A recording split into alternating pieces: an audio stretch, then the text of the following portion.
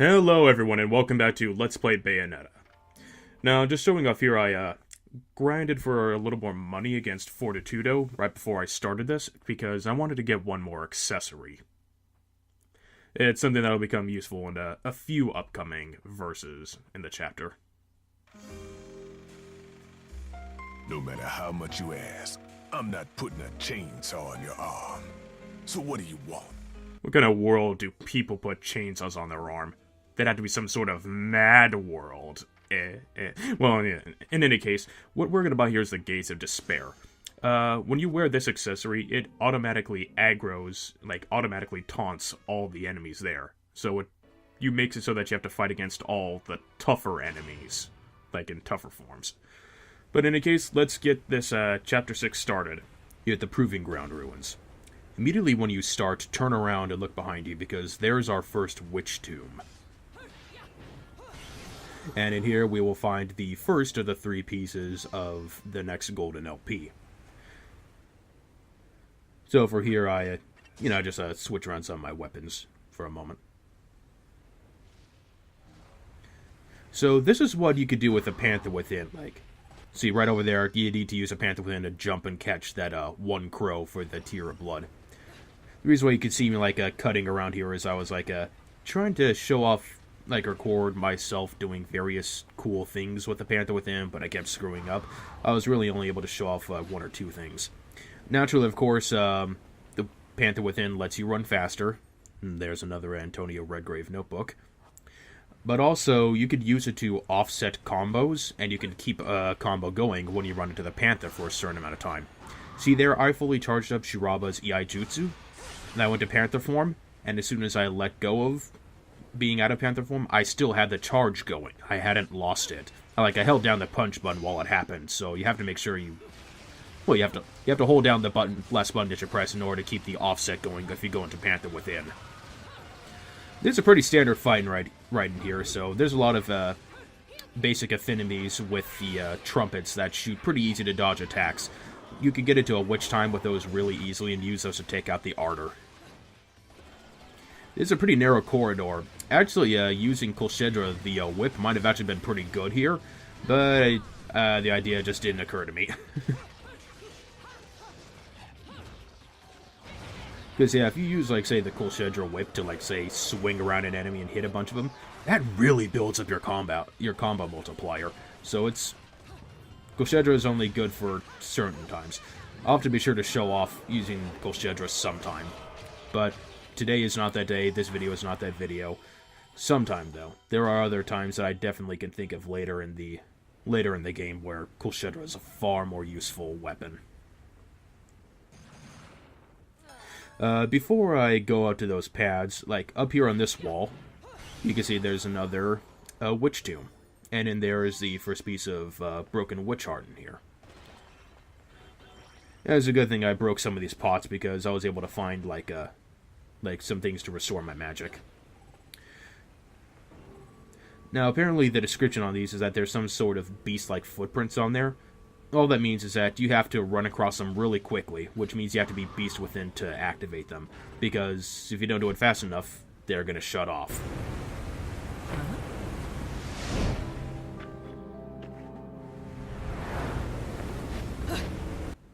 Over here, right before you go up to those broken witch statues, go right here to this rock pile, and you can break it open and you'll find yet another witch tomb. And in there is the second of the three pieces of the new gold LP. Now we'll be able to climb up and see what it is, trying to get up to that place where that little specter, the little girl, is. But now that you probably know, with the broken witch statue, that means you have to beat up a mini-boss in order to get it fixed. Now, 2 Inspireds may sound intimidating, but it's actually not that bad, because I think, as I hopefully showed off in the last video, you can drain their health really quickly with some of the basic combos. See, look at that. This guy's already almost dead. Unfortunately, their tail attack still doesn't give you witch time. And I just got witch time right as I dodged his biting, which does give you witch time. I forget if I actually... No, I don't think I aggroed him. Well, I might have, like, I could have, like, you saw, like, say, a little bit of fire around him when, he was, like, flying around. I think, when I was taunting in order to maintain the combo, that I might have aggroed him. I think he was traveling a little faster than normal. Not entirely sure, though. I could have sworn an aggroed Inspired looks a bit more severely different. Something I want to point out is, I mentioned before, you can hold out the taunt in order to keep a combo going, but that generally only works if there's an enemy. Okay, no, it can work even if there isn't an enemy nearby, but I found it'll only work for a certain amount of time. It'll work for a very generous amount of time, but that's not indefinite. If you're just trying to keep holding down the taunt button and you're not attacking an enemy or something, your combo's gonna go away. At least I found that in an upcoming fight.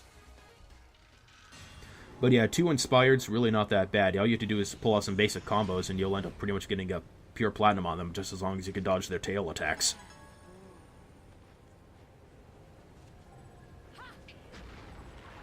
So yeah, another pretty standard thing. Just go into Witch Time and cross on the giant geysers of water.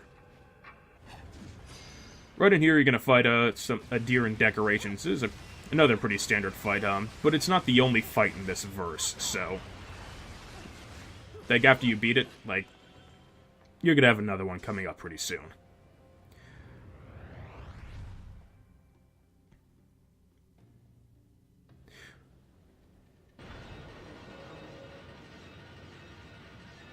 Don't let these spikes intimidate you. It's actually pretty simple. Like, you can dodge out of the way, and if you dodge them without magic, you can actually get magic every time you dodge them. They don't give you Witch Time or anything. That's rather useless, but you can, in fact, restore your magic if you're all out by keeping on dodging these spikes that come out.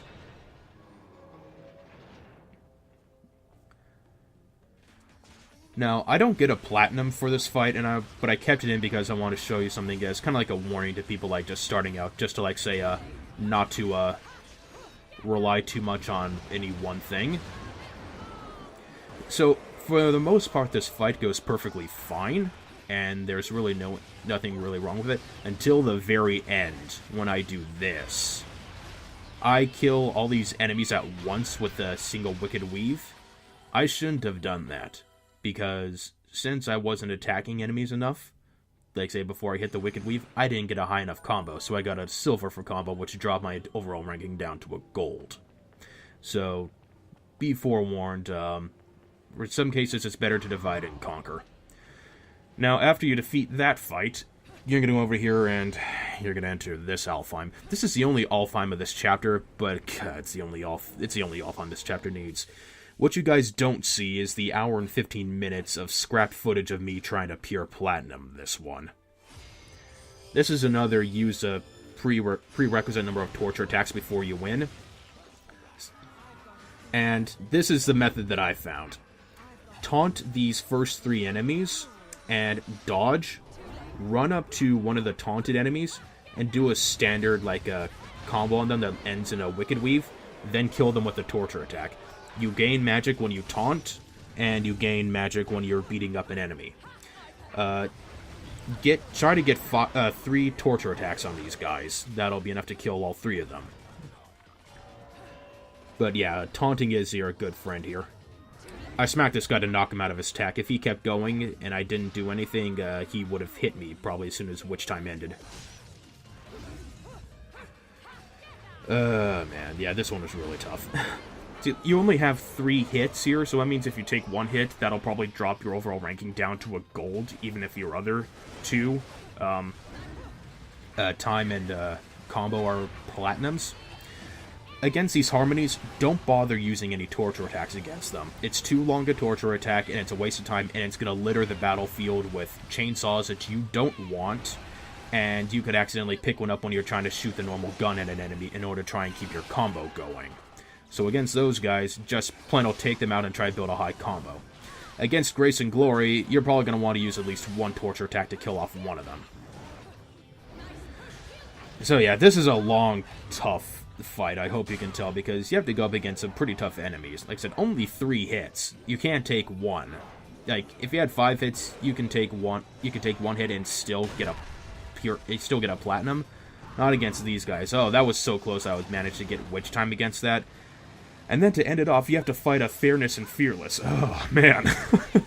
They expect you to do quite a bit. And here's one bad thing about this. Like, you see, I have used 4 torture attacks already, and I'm using one against this Fearless.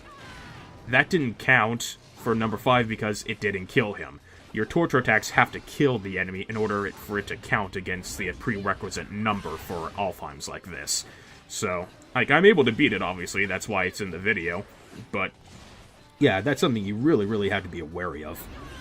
Like I said, I tried to do this for, like, nearly, like, say, an hour and 20 minutes. This was a really long... I practically had a heart attack at that point because I was so close to beating it, and I thought I took a hit, but thankfully I got Bat Within going. And with this, I was able to finally finish them off. And the combo requirement for this Alfheim is very high. Very high. So for this one, you're going to say, why not try to just go for regular platinum? I find it's a bit tougher to just go for a regular platinum, at least conceptually. Like, it's a bit simpler to know what you have to do to get a pure platinum, but you're not always sure, like, okay, like, I failed this one point, how much can I fail even more so I could still achieve a platinum rank? You're probably going to end up screwing up and, not getting the rank you want, so for that, Alfheim, either you go big or you go home. That's my opinion. Oh, God, but at least I always ended up being proud of that finished recording because, one, not only did I get pure platinum finally, but I also think it ended up looking pretty cool, so I think it's fun to watch. I was so glad to finally get that over and done with. Over here is another set of 3 Beast Within pads. Nothing too bad.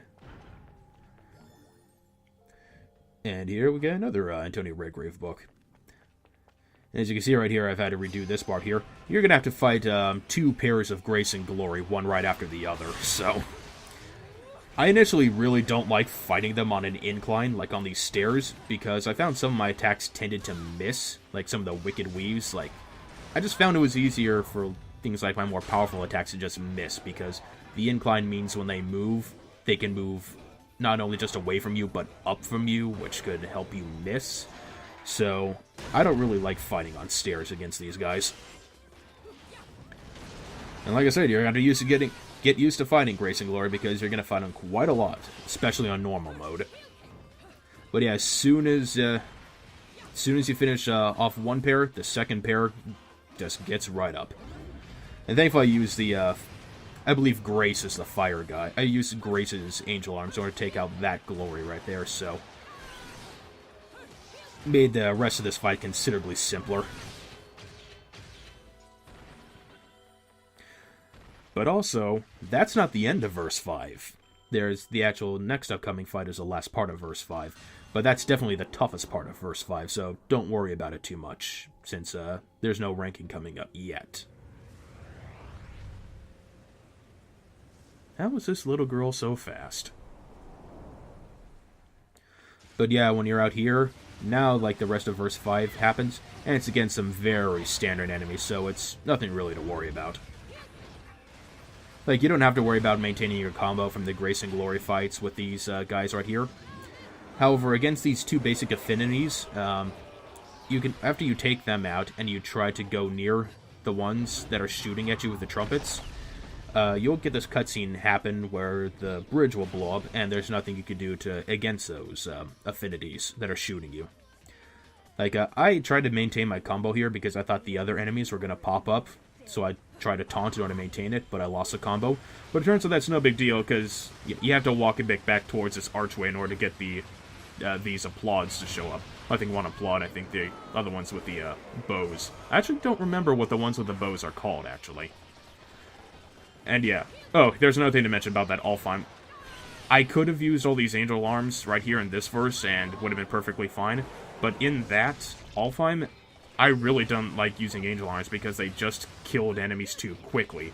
And when you're trying to make sure, you know, you maintain a good enough combo, like, you always want to make sure you use the right angel arms or so that you can actually get what you want.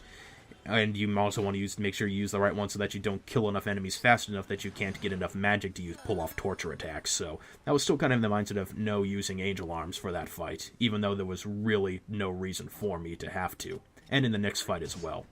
I equipped the Gaze of Despair because the upcoming fight, it's useful. What are you boys doing in here? Are you hiding something from me?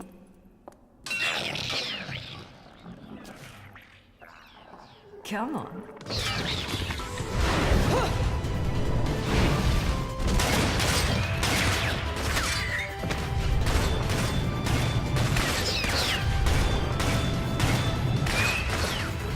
That one is my favorite right there.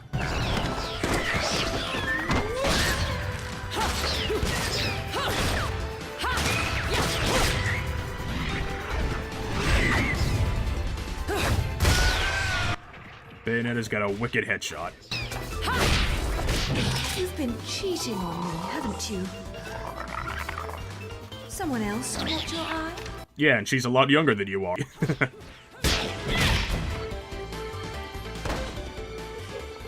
Oh dear.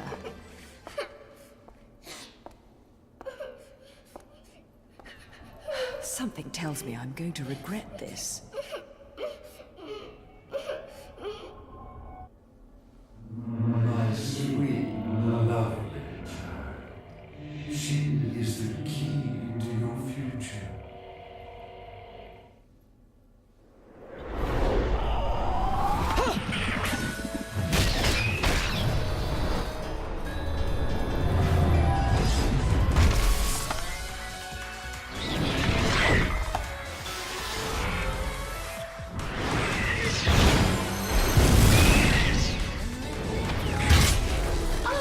Normally one to play savior, but I suppose I can make an exception and kill all of you. Just this once, of course. So the gimmick for this fight is Bayonetta is using her soul to fight the enemies, while her physical body is there holding the child within that bubble. If I didn't have the Gaze of Despair equipped, the enemies would be going to that bubble and trying to attack your physical body. If they do, that barrier life bar right beneath Bayonetta's life and magic bar will get damaged, and that'll count against your damage ranking for this fight. Equipping the Gaze of Despair aggroes the enemies towards you, so that they never attack it. So, you can also get an achievement if that little bubble and dome is not attacked at all during this fight, and just this fight, so. But I already have that achievement, so you're not going to see anything pop up for that. But yeah, with the Gaze of Despair on, it's considerably tougher. All these enemies take more hits to die, and they're all far more aggressive. And again, like before, I could have used some of the angel arms that are scattered around the playing field now, but I just didn't because I was still in that Alfheim mindset of not using any. Like, see, I just go ahead and ditch the one on my back, even though that one could have been useful for a little bit. Well, I say a little bit, if the enemies are all aggroed and you try to use a strippable spinner-rooney, because they're aggroed, they won't be put into stun lock or staggered quite so easily. So some enemies will just take the hits while they just walk towards you as you're spinning around with a pole. And they can hit you on it, so you have to jump out of it and end the attack early. And I actually did that torture attack early because I saw that attack was about to hit me. And when you're in the middle of a torture attack, you are invincible. So that could be a useful thing to use. If you're about to be hit, and you're able to use a torture attack on something, you don't think you're going to avoid it, yeah, pull off a torture attack and you'll get some invincibility frames. But otherwise, this fight is incredibly standard with the exception of the gimmick of the dome that you have to protect. I mean, it's still very possible to pure platinum and, like, say, successfully do this verse without the Gaze of Despair, but it's like trading one insecurity for another. Would you rather deal with enemies that could potentially hit your physical form, or would you rather deal with a bunch of overly powerful enemies? It's your choice. And let me play among the stars. Let me see what spring is like. Mommy! Was I just singing? Mommy! Whoa, whoa, whoa. Slow down, little one. I am not your mother. But, Mommy... Will you quit calling me Mummy? Oh. If there's two things I hate in this world, it's cockroaches and crying babies. Well, a crying baby cockroach would be truly terrible. So don't you dare cry. Yes, Mommy. Fine. You've got to be a strong little one to survive in a place like this. What's your name, anyway? Cereza. Cereza? You're not from Vigrid, are you, little one? Where are you from? I'm from my house. Well now, I'll hazard a guess this isn't your home. So what on earth are you doing here? My daddy told me to come here. And whereabouts is this daddy of yours? He was at work, but now I don't know where he's gone. I want to go home. I can't just drag you along wherever I go, little one. So you'd better not be getting attached to me. Yes, Mommy? Come now, little one. I'll help you out of here, but that's all. And you have to promise there'll be no crying. A single tear and you'll be crying alone. Got it? Okay, Mommy.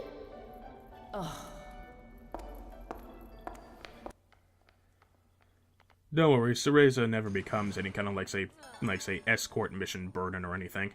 She has her own that same exact barrier that protected you during the fight. That'll protect her as well. And now and if she gets attacked, the barrier will protect her. It recharges, and there's no damage penalty to you if she gets hurt. So that'll be okay.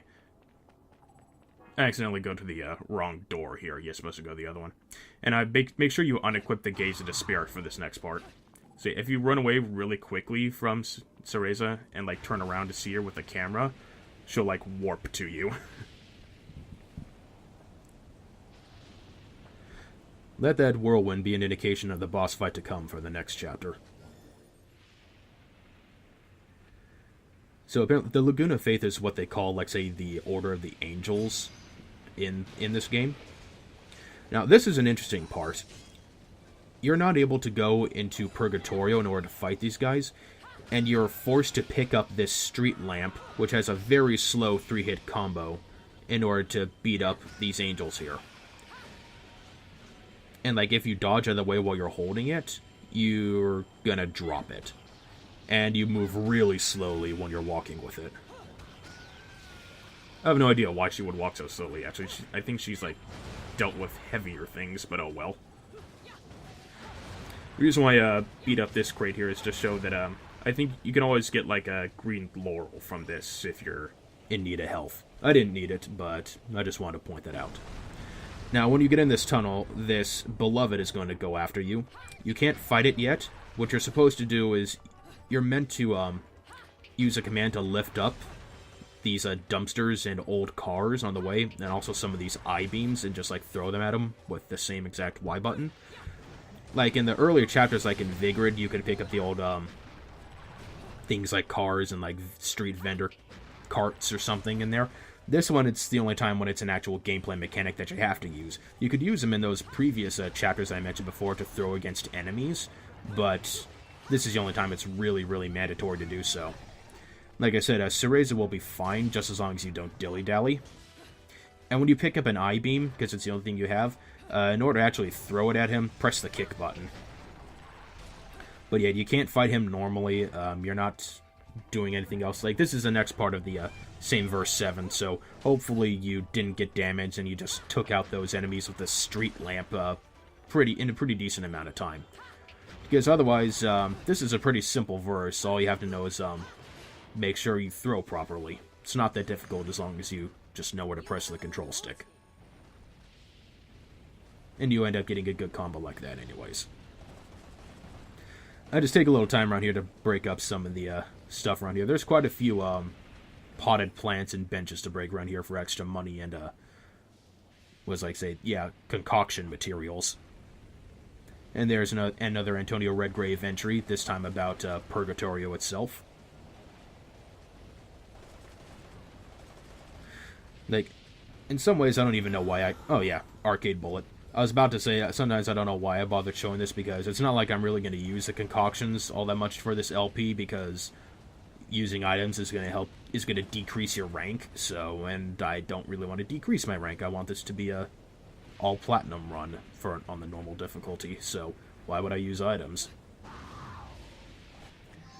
And there you have to be pretty quick in order to catch that crow right there. That's the second and last crow for this chapter on normal mode.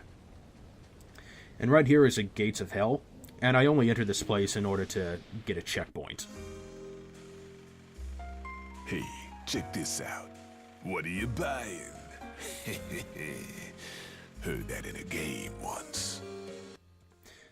Never would have figured Rodon for a Resident Evil fan. I guess merchants are all kind of the same no matter which universe you go to.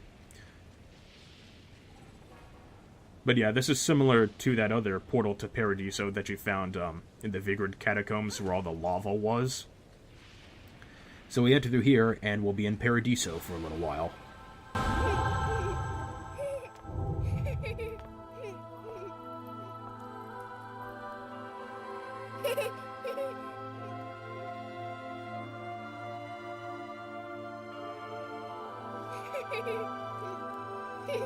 Hey! Oh, this is probably how you got lost to begin with.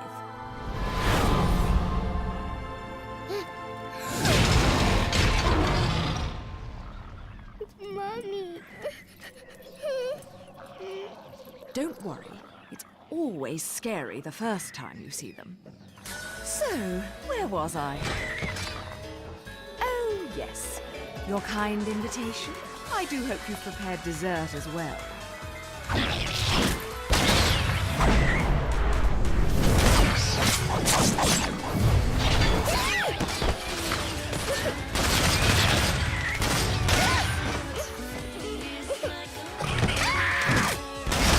I think our eardrums would have been shot after that, but oh well. Oh, what a lovely tea party. And dancing, too. Cereza, my dear, watch and learn.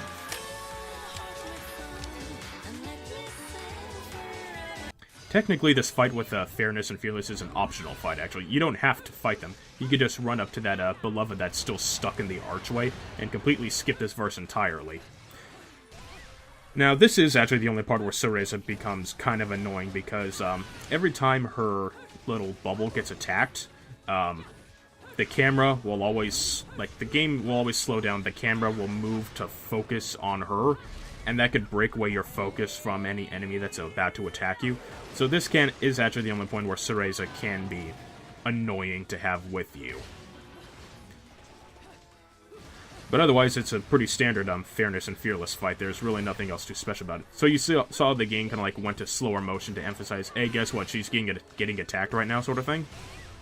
And again. Thankfully, she was always within on camera when that happened, so the shifting camera was never too severe.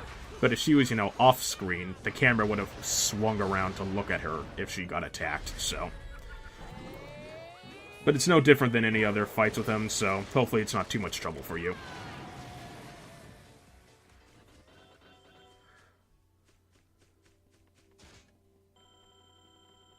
I forget if you get ranked at the end of that. No, I forgot that you completely didn't. I swung around here because I thought there was an item behind here, but no, it's not this one. I screwed up. Now, when you come to this area with the Beloved, he actually uses his ability to shoot a whole bunch of meteors down at you. Sometimes the camera cooperates and allows you to, gives you a wider range of view. Like, the further you are away from him, the more the camera's going to be zoomed out, and the more you'll see the telegraphed locations of where the meteors are going to fall. So use that to your advantage.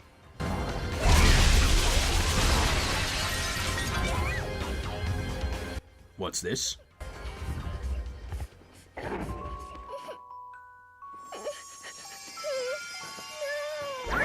Oh dear. Oh dearie dear.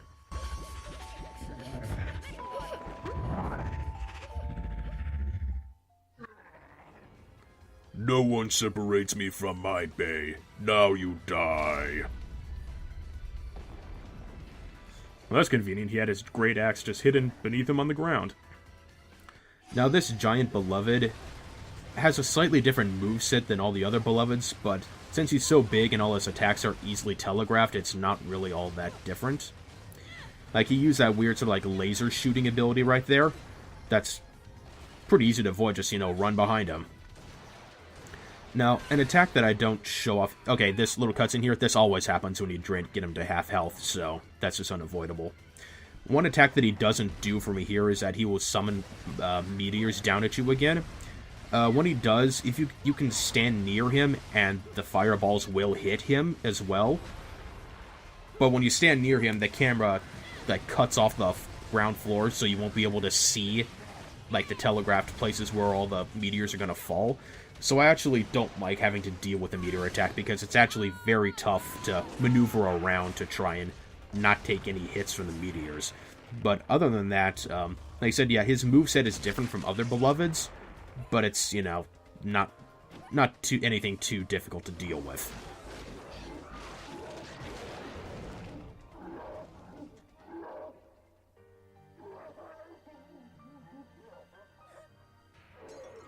She don't want you, man. She just wants you to go to hell. Hey, wait, I thought Bayonetta's clothes always came off whenever she summoned one of those creatures. Minor oversight by the developers, I guess. Not that big a deal.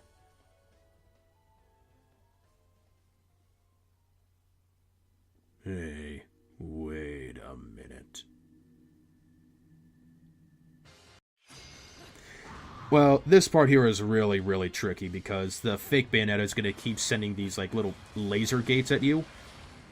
Now, you don't have to be too fast to get to this point, but you do have to try and kind of predict which orientation the lasers are going to be at. Like, if you run too fast with Beast Within, you're probably going to screw up and, you know, end up getting hit. And some of the laser boxes are pretty wide, so if you try to dodge through them, you're going to end up getting hit. So you need to go to the sides of it, always. Like, if you're too slow, the fake Bayonetta will get away and you'll get a death. So, just make sure you get there in time. So this is the cutscene you'll see if you do it right.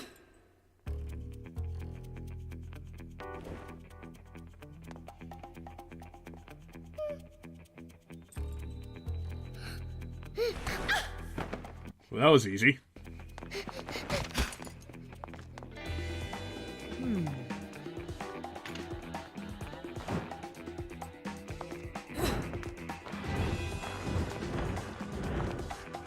Now what are you up to?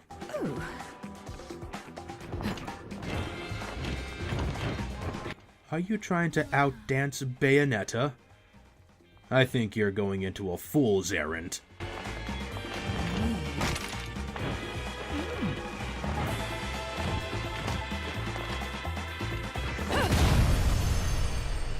She's styling all over your balls, man. She's styling all over your balls. Yeah, so the fake Bayonetta will attack you as soon as the cutscene ends, so you have to be careful. Be sure to dodge or use Mood of Mahakala to deflect it. She isn't too difficult to defeat. She's far less dangerous than how Jeanne is from the last chapter. And plus, when you drain her health, she reveals her true form.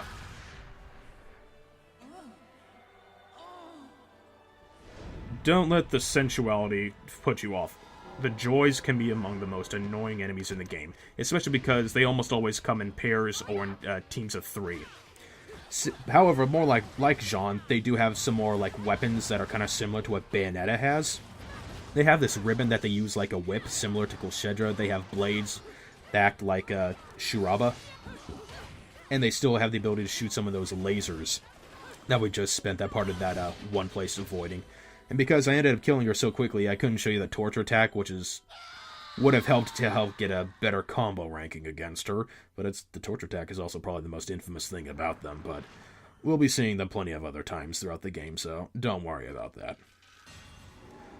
But yeah, I wasn't too proud of that one. Like, if I used a torture attack, I probably would have gotten a better combo there, but oh well, I still ended up getting the platinum. And with that, we got the third and final piece of the new Golden LP.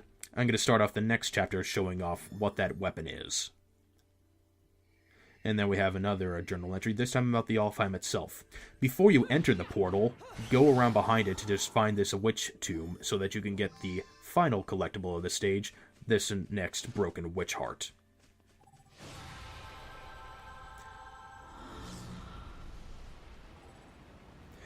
Now, out here, there's really nothing that you have to do or collect.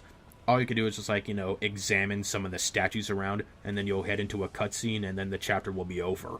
So, there's nothing to worry about in terms of fighting anymore. So you can just examine some things to get some interesting flavor text if you want to know a bit more about the world around you. I spent a bunch of time just, like, trying to be in the right place in order to actually get this to happen. Cute little halo shows that they take their religion seriously around here. Yeah, little angel holding its willy with an angel on top of it. Yeah, it takes it real seriously. And, man, Antonio Redgrave just loved journal entries around this area, because now we have this entry about this bridge that we're on. But now we're going to get into a cutscene.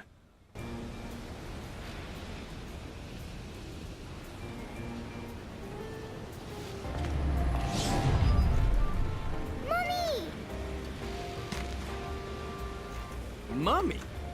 You're a mom? You? Come now, Cheshire. Look at me. Do I look like I have any interest in children? Now making them, well, that's another story. Go on. Whoa, whoa! You're getting the wrong idea. I mean, it might be the right idea, but not right now, right? Yeah, speaking of right, I'm glad I've been standing around waiting for you, because I knew we'd cross paths.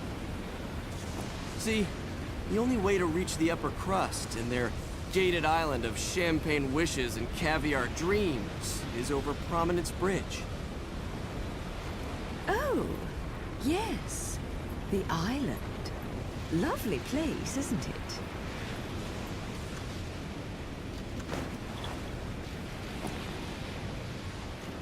Oh, now what? Don't play games with me. You've worked your magic on this poor defenseless child, haven't you? You're a sad, sick woman. You know that?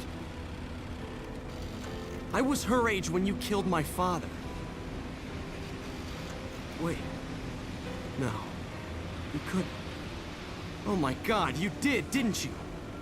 You killed her parents! Come to think of it, she's better off with you. You two are more hassle than you're worth. What? Just keep a good eye on her, or you're going to catch hell for it. No good deed goes unpunished, and you never know when a monster may sneak up on you. Mummy, look out!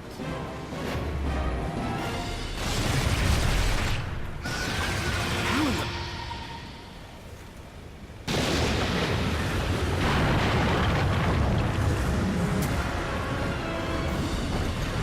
Mummy, no!